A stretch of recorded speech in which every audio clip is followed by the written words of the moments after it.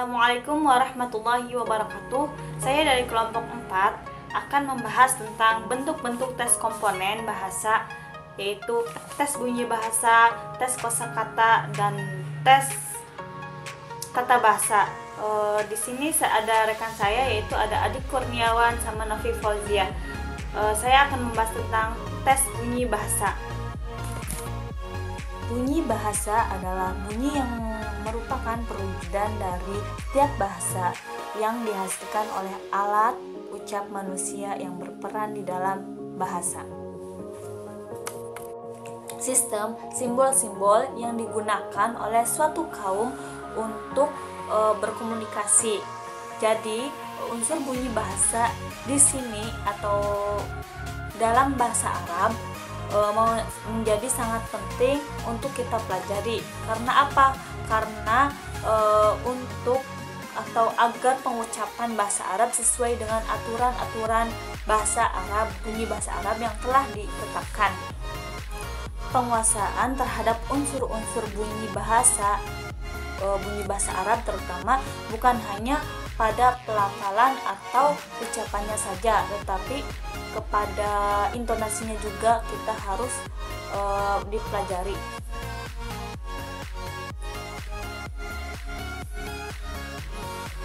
Unsur-unsur bunyi bahasa Arab, bunyi bahasa Arab ini pertama kita harus dipelajari itu tentang penguasaan pengucapan satu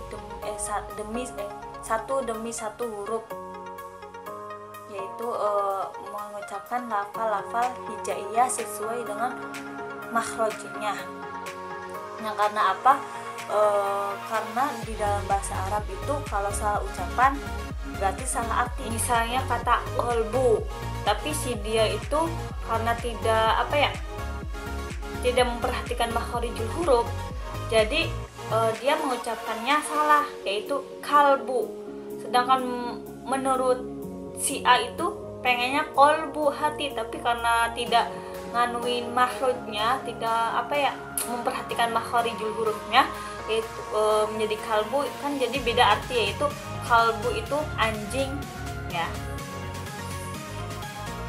Jadi gitu ya, kita mempelajari makhrijul huruf, huruf-huruf hijaiyah, memperhatikan makhrijul huruf itu karena supaya bisa membedakan mana kaf dan mana qaf, mana sa, mana fa, dan mana sya, mana sya dan mana sa, dan terus mana ta, mana ta. Jadinya tuh mana do intimah kita itu mempelajari makhrijul huruf itu agar bisa membedakan suara-suara qaf itu kayak gimana, kaf itu kayak gimana, dan lain-lainnya. Kita lanjut ke bentuk-bentuk tes bunyi bahasa. Apa aja sih bentuk-bentuk tes bunyi bahasa itu? Yang pertama yaitu membaca suara nyaring. Gimana sih membaca suara nyaring itu? Yaitu kita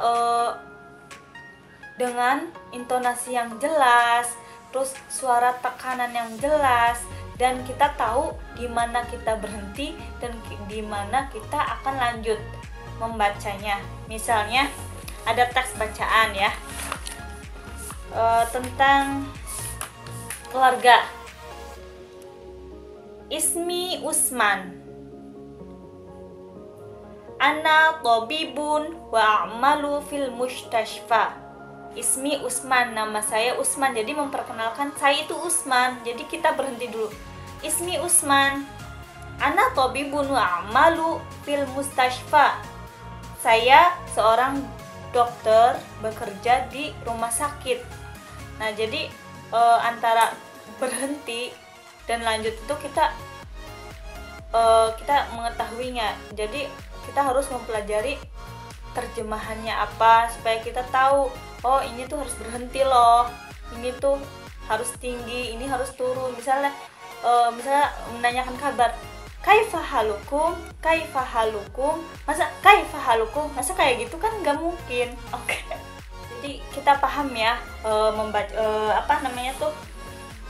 membaca suara nyaring itu kayak gimana, yaitu antara tekanan suara yang jelas dan intonasi-intonasi yang jelas ya. Terus yang kedua, membedakan bunyi bahasa Arab yang mirip. Jadi kita bisa membedakan bunyi bahasa Arab yang mirip, misalnya suratun dengan surah. Bukan, yang pertama suratun pakai shod ya. Terus yang keduanya suratun. Kalau suratun itu gambar, artinya gambar. Kalau suratun yaitu artinya surat ya, surat Al-Baqarah ke surah Al-Baqarah kan ada ya. Kalau suratun itu gambar. Jadi kita bisa membedakan mana shod dan mana sa, mana qaf dan mana kaf. Kita harus bisa membedakan. Jadi antara yang awal Baki udah jelasin, pasti insya Allah paham, yang yaitu fungsinya mempelajari makhorijul huruf ya. Terus yang ketiga, lanjut yang ketiga yaitu melafalkan sanayat syugro, yaitu dua ujaran yang salah satunya unsur bunyinya berbeda. Dua ujaran, jadi dua kata yang di salah satu kata dua tersebut itu berbeda. Misalnya kata amala dengan amala itu berbeda. Berbedanya apa? Amala pakai hamzah, kalau amala itu pakai ain ya. Jadi amala. Nah beda ya. Terus lanjut ke contoh berikutnya, tin. Jadi yang keduanya katanya din. Jadi tin sama din itu berbeda, yaitu yang pertama, kata pertama itu pakai do, dan sedangkan yang kedua itu pakai tin, pakai ta ya, ta. Yang ketiga itu kalbu dengan qalbu itu berbeda ya. Jadi huruf pertamanya kaf, kalbu, sedangkan waktu yang itunya kalbu dengan qaf itu berbeda, kalbu, qalbu ya. Cukup sekian dari saya. Kita lanjut ke Adi Kurniawan, yaitu akan menjelaskan tentang tes kosakata. Tes kosakata. Menurut Mugiantoro, tes yang dimaksud mengukur kompetensi peserta didik terhadap kosakata dalam bahasa tertentu, baik bersifat reseptif maupun produktif. Reseptif di sini misalnya mendengar, menyimak, berbicara, membaca, dan menulis. Mendengarkan dan membaca adalah keterampilan berbahasa yang bersifat reseptif, sedangkan berbicara dan menulis bersifat produktif.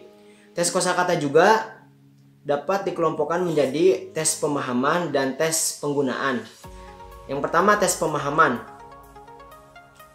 Tes pemahaman lebih ditekankan pada pengukuran kemampuan dalam memahami arti kosakata, sedangkan tes penggunaan lebih dititik beratkan pada kemampuan menggunakan kosakata kalimat. Khusus untuk tes pemahaman kosakata indikator kompetensi yang diukur dapat berupa arti kosakata atau padanan kata, lawan kata, contoh uang, paket, dan surat. Bahan tes kosakata diantaranya tingkat dan jenis sekolah.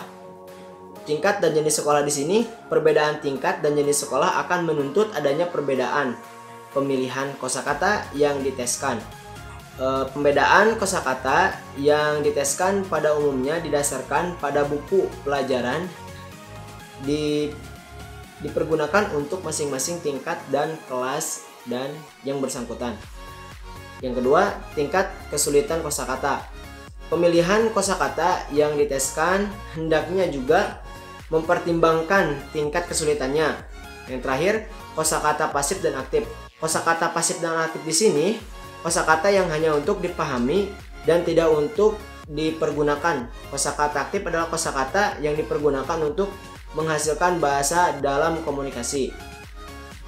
Contohnya, muatan kata secara makna mengandung ada tidaknya suatu tindakan. Misalnya, kita ambil kata mendengarkan, menyimak. Nah, mendengarkan, menyimak di sana adalah kosakata aktif. Sedangkan kosakata pasif ialah contohnya melakukan tindakan atau hal yang menunggu. Bentuk tes kosakata komponen menunjukkan benda asli, miniatur, foto atau gambar.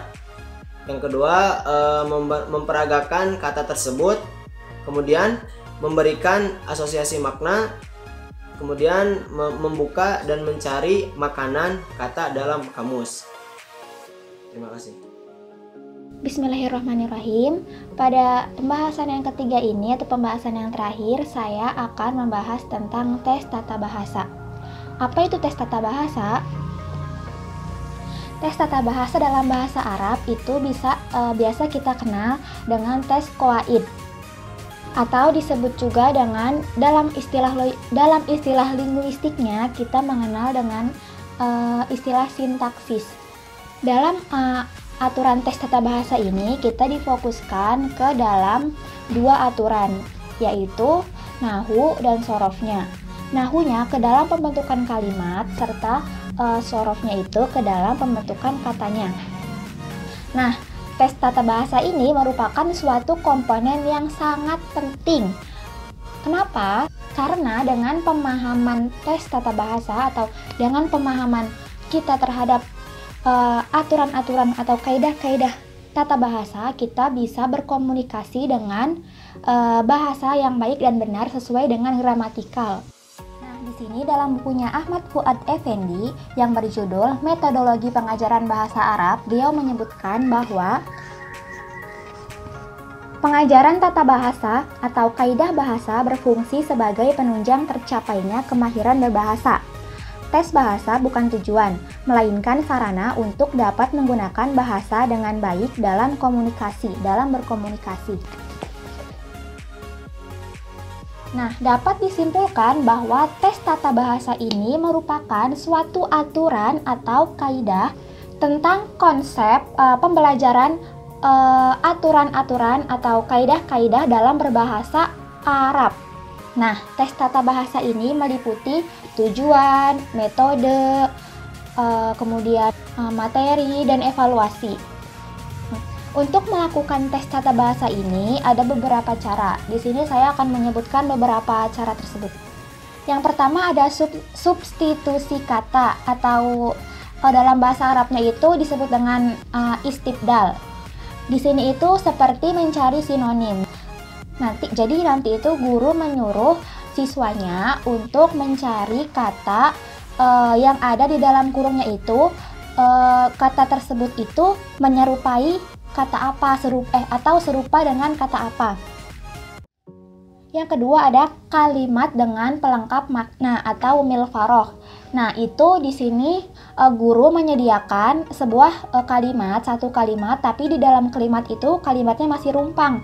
Jadi nanti para siswa-siswinya itu disuruh menambahkan kalimat yang kalimatnya rumpang itu isinya apa, seperti itu. Nah, di sini juga ada tes tata bahasa dengan cara menggabungkan atau bisa disebut juga dengan ad-damj. Nah, itu caranya itu guru menyediakan sebuah kata-kata yang diacak, lalu nanti menyuruh siswanya untuk menggabungkan kata-kata tersebut untuk menjadi satu kalimat yang sempurna sesuai dengan gramatikalnya. Nah, yang terakhir ada menyempurnakan kalimat. Di sini guru sudah menyediakan sebuah kalimat. Nah, tetapi kalimat itu belum sempurna. Nanti guru itu menyuruh siswa-siswinya untuk menyempurnakan kalimat tersebut ke dalam kalimat yang sesuai dengan kaidah atau aturan bahasa Arab.